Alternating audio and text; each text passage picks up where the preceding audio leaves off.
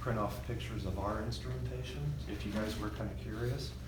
So that was you. Yeah. It's just basically a big box with, you'll see it has little slots in there, and it's kept at at body temperature. And then at the bottom, oh, and I got, if you want to keep a copy of that, do that if you need to use it for some other people or whatever. Right, thank you. So the bottom of the bottle kind of look like airplane bottles. You see that bit down there? So that's media down in there, okay? And then what will happen, then there's these little beads in there, so if they are on antibiotics, that helps kind of absorb it. It doesn't get it all out of there, but it at least helps so that the growth isn't inhibited. So when the bacteria grow, and they love this media, it's like chocolate to them, they'll make carbon dioxide, and we'll change that indicator, right? And they're in the instrument, and they're constantly being moved, and they're at body temperature, and they're read every 15 minutes for color change. So when it sees a color change, we won't see it yet, but the instrument will see it before we do. Then it alarms us, we take a bottle, and then we can process it. And as soon as it goes off, then it's a stat critical, we take care of it right away. So,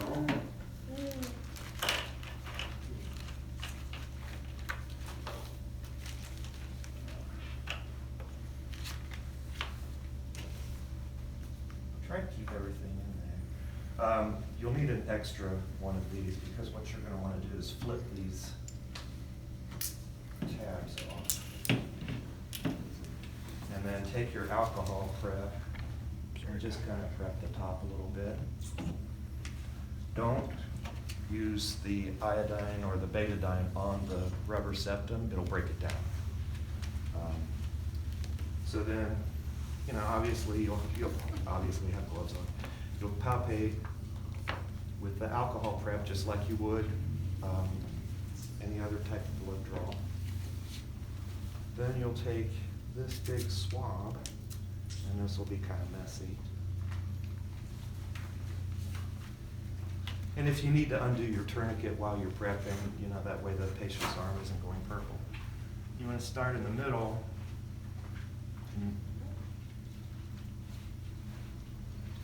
Don't be shy with how much you're using things. Okay? Nah. Had lots worse than that on me. Right. All right, let's put that let's do that. Okay.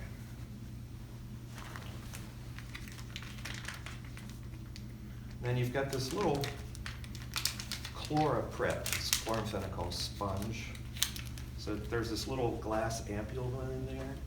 So just break that off, and then kind of, obviously you're not going to want to touch that, but you can see it getting saturated in there. All right? And then you're going to take that and then wipe off your betadine. Sorry, Ruth, you have an orange arm. All right?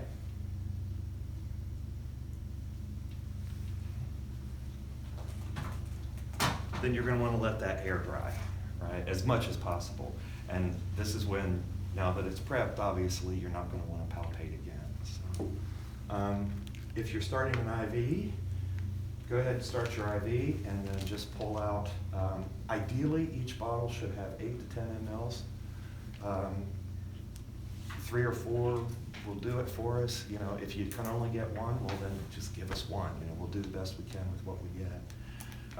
So, go ahead. I'm going to interrupt you for a Yeah, second. go ahead. Because when we draw for our regular labs and stuff, we just have the needle that goes into the hub itself. That will work on the culture tube. Oh, correct? absolutely, absolutely. So what you're gonna, Instead of drawing up in a syringe. you could do it either way. Right. And I just bring that up because that's the way we draw it in the truck right now, so I just. Oh, okay, all right, well then let's go that route. So, obviously, you don't want to do this, right? They won't appreciate that. So if you're doing your butterfly, obviously I'm not using go ahead and draw, and then they're marked on the side. So you can just watch it fill. Try and give us 8 to 10 if you could. If you go over 10, it's gonna cause a false positive, which means that we're just gonna panic for no reason. But that's okay. False positive what? It's so what it's gonna do is cause the instrument to alarm.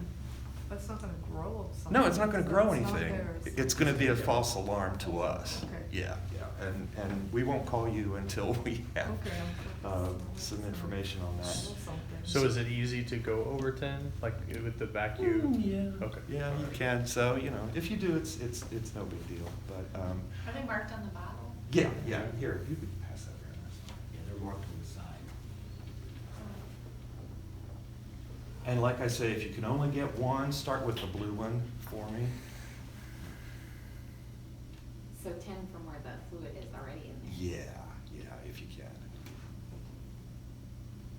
And so once it goes off, then we can take that bottle out of there, we'll take a sample off of that, and then we get to work as far as doing a microscopic examination, calling Dr. Parker, and, getting the ball rolling on that. So that's how we do it. Good. What if someone's allergic to iodine and betadine? Can you still use the, Yeah. or should you just use it and then give them Benadryl or? No, you Use use a the lot of Chlorasol. alcohol. That's Use what a lot of it alcohol Use a lot of and alcohol. certainly that sponge, maybe Mhm. use a couple of those, Mhm. So I have a question for you as far Sure. as the vials themselves. I've seen it two ways. I've seen people take alcohol preps, clean them off, Mhm. and let them go. I've also seen people alcohol prep and leave the prep over the top of the vial to keep Either. anything from. Either way. Either way, okay. Either way is fine by me. A theory of, alcohol, as it dries, that's what kills the thing. Right. So you think if you leave it moist, then is it drying before you put the, or is it still wet? It's always best to let stuff dry. But, yeah. So I've seen it done both ways, I just wasn't sure which is the. I mean, I've seen it both ways too. I don't, I rub it and then take care of my prep side. So if you don't have any other questions, General lab question for you. oh boy. If, You might get hit with some general. well, just a preference as far as, it hasn't happened recently, but years ago, we had some issues with, they didn't want to take blood labs from us because they said we'd drawn it too long ago. If we draw and say go to Washington and we draw right away, you're looking at 45 to 50 minutes before we get the ED. Sure. Right. Then it gets to lab. Right. So is there a preferential time? Same is true if we start a line and lock it off. I mean, I can easily draw 10, waste 10, draw another 10, go ahead and get my labs Right. 10 minutes before we get to the hospital or something of that nature. Right. Is there a preference to that? And here lately, they've been taking them, and I don't know if we haven't heard anything one way or another grief-wise or not, but I didn't know. Most of the time, they haven't had problems as far as I know with It's your not so much labs. up here, but Yeah. just when we go elsewhere, that out. In my opinion, as obviously the quicker we get it, the better. Mhm. But if it's within an hour window period, it should just be fine. If it goes more than an hour, it may not. I'd heard at one time, which you think butterflies are, I think butterflies are 22, is that right? Something like that. Something like that, pretty small, 24.